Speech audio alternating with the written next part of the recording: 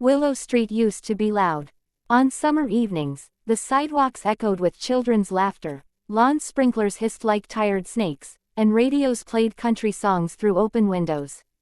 But on this cold October morning, the street felt hollow, like it was holding its breath. Ethan Miller stood in front of the old blue house, his hands buried deep in the pockets of his worn jacket. The paint was peeling now. The mailbox leaned slightly to the right, just like it had for years. Everything looked smaller than he remembered. This was the house he ran from at 18. And now, at 34, it was the house he had come back to, with nothing but a duffel bag and a heart full of regret. The letter had arrived 3 weeks ago in a plain white envelope. Your father has passed away. No apology, no explanation. Just a return address from a small town in Ohio he swore he'd never see again. Ethan hadn't cried when he read it. He hadn't cried on the bus ride back either. But standing there now, staring at the front door, something tightened in his chest. His father had built that porch with his own hands. Every crooked nail, every uneven plank, Ethan remembered them all.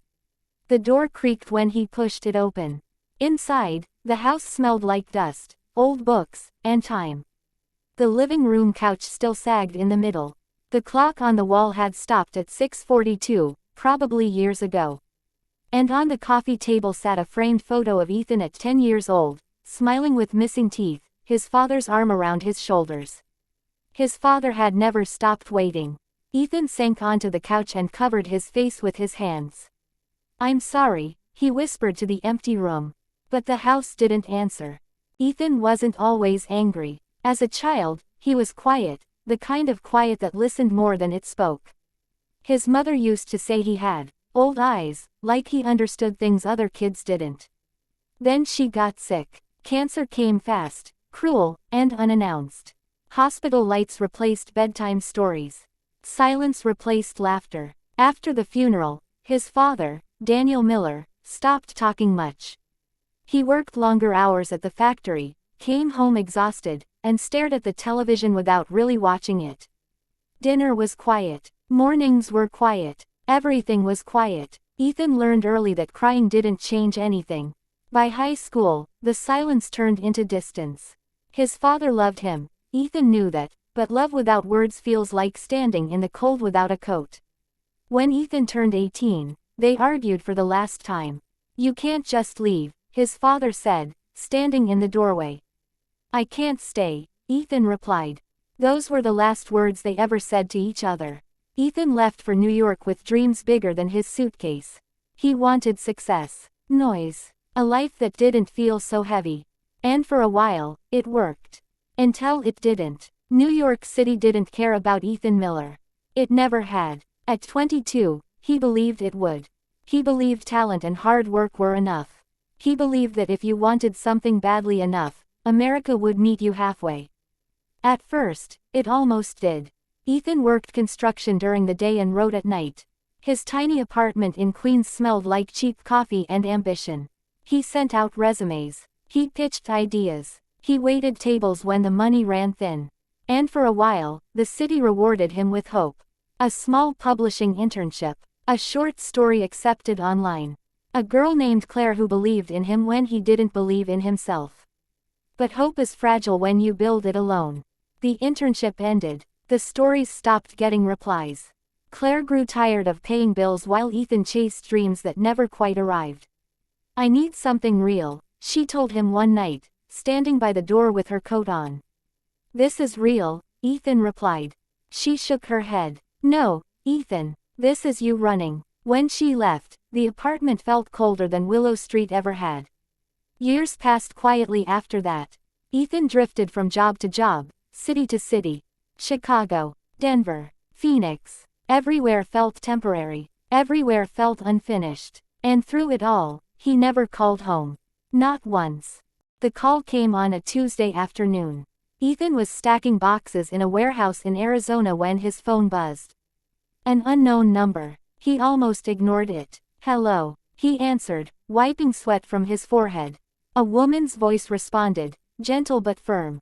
Is this Ethan Miller? Yes. This is Susan Parker. I'm calling from Willow County General Hospital. His chest tightened. I'm sorry to inform you that your father, Daniel Miller, passed away early this morning. The words didn't register at first. They floated in the air like dust particles, refusing to settle. I didn't know he was sick, Ethan said. There was a pause. He wasn't, she replied. Heart attack. Silence swallowed the call. Before hanging up, Susan added something that haunted Ethan long after. He asked about you, right up until the end. That night, Ethan sat alone in his truck, staring at the steering wheel. His hands shook. His father had been waiting. All those years. And Ethan had never come back. Back in the house on Willow Street, Ethan began sorting through his father's belongings. Every drawer felt like a confession. Every object carried weight. In the bedroom closet, he found neatly folded work shirts. Shoes lined up perfectly, a life built on routine. Then, in the top drawer of the nightstand, he found something unexpected. A stack of envelopes, all addressed to Ethan, none of them sent. His hands trembled as he opened the first one.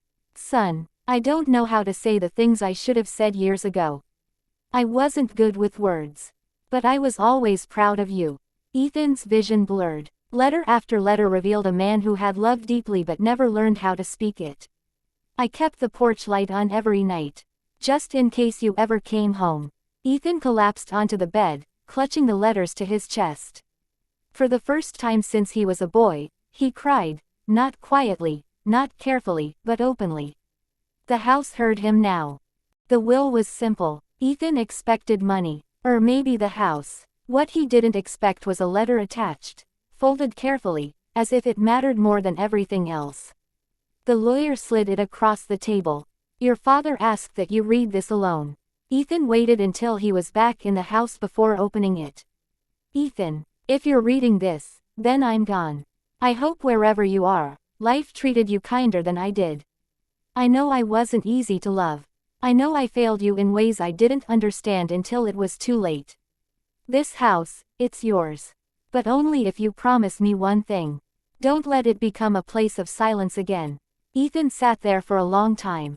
The house creaked around him, like it was listening. That evening, as the sun dipped below the trees, he noticed something for the first time.